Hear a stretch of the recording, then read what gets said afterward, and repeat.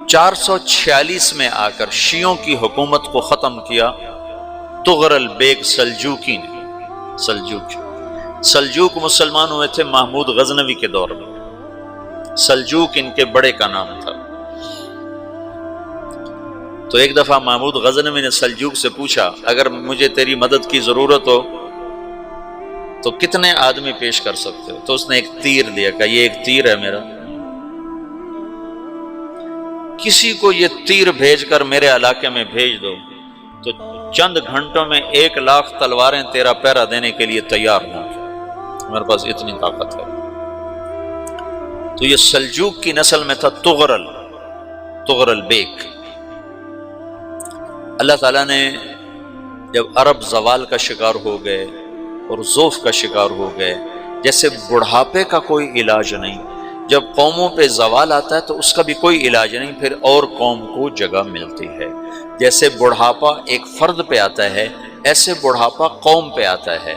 قوم کا بڑھاپا جوانی میں نہیں لوٹ سکتا، جیسے فرد کا بڑھاپا جوانی کی طرف نہیں لوٹ سکتا، قوم کا بڑھاپا جوانی کی طرف نہیں لوٹ سکتا، کوئی علاج نہیں، نئی نسل کا آنا ہی علاج ہے۔ تو عرب دھل چکے تھے، 600 سال بہت ہوتے ہیں حکومت کو، اپنی صفات گم کر چکے تھے، اب نئے خون کی ضرورت تھی۔ تغرل بیگ پہلا شخص تھا جس نے آ کر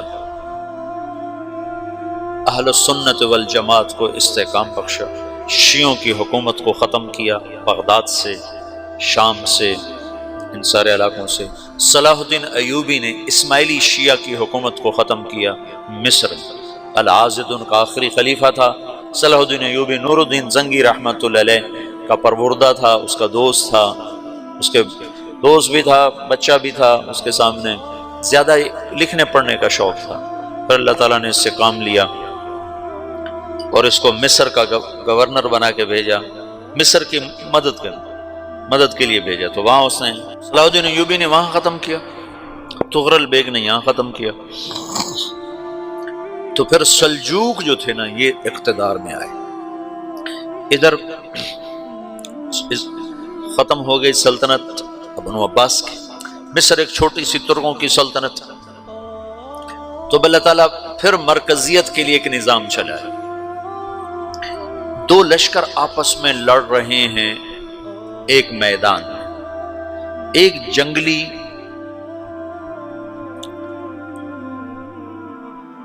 بدوؤں کا قافلہ، جنگل کے لوگ اپنے قبیلے کو لے کر، ایک جنگلی قبیلہ اپنے سردار کے ساتھ نقل مکانی کر رہا ہے ایک جگہ سے دوسری جگہ۔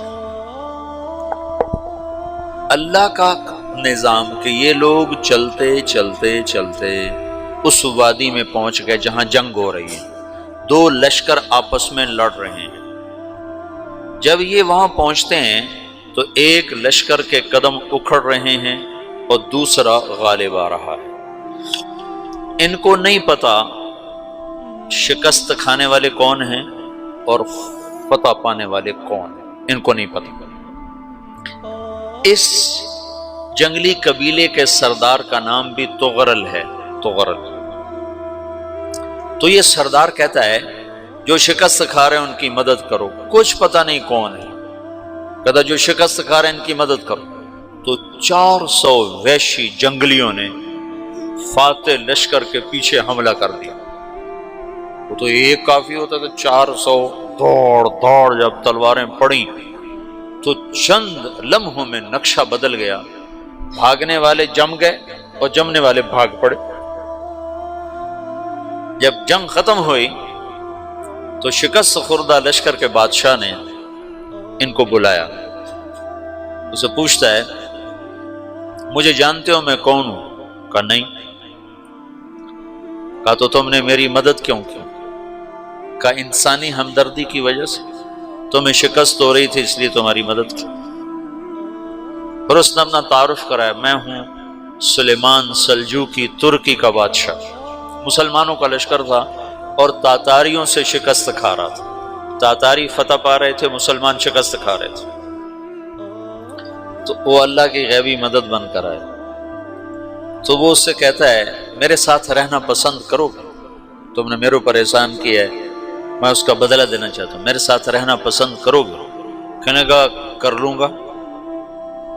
تو اس کو لے کر ترکی آیا، اور استنبول اس وقت روم کی حکومت میں تھا، اسے فتح کیا اس تغرل کے آگے چوتھے پانچویں پڑپوتے محمد فاتح نے۔ تو یہ استنبول ہے، یہ ترکی ہے، بیچ میں ایک چھوٹا سمندر ہے، یہاں ایک جاگیر ہے۔ تو سلطان سلیمان کہتا ہے یہ جاگیر تجھے وقف ہے، ادھر سے رومی مجھے تنگ کرتے ہیں حملے کر کر کے، تو میرا دفاع کرتے رہنا، یہ جاگیر تیری۔ اس جاگیر پہ اس نے اپنے قافلے کو آباد کر دیا، اپنے قبیلے کو، اور ایک چھوٹی سی حکومت بنا لی، جو ایک صوبہ سمجھو سلمان سلجوقی کا، وہ ایک چھوٹا سا صوبہ ہے۔ وہاں جب یہ رہ پڑا تو پھر یہ ایک شیخ کے بیعت ہوتا ہے، وہاں شیخ طریقت ہے، ان کے یہ بیعت ہونے جاتا ہے، وہ اس کو رات اپنے پاس ٹھہراتا ہے، تو ایک کمرے میں ان کا خادم ٹھہراتا ہے۔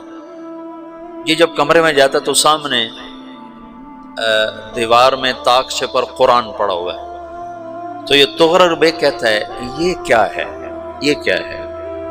تو وہ خادم کہتا ہے یہ کتاب اللہ ہے، قرآن ہے۔ اچھا، وہ اس کو وہاں چھوڑ کے باہر چلا جاتا ہے۔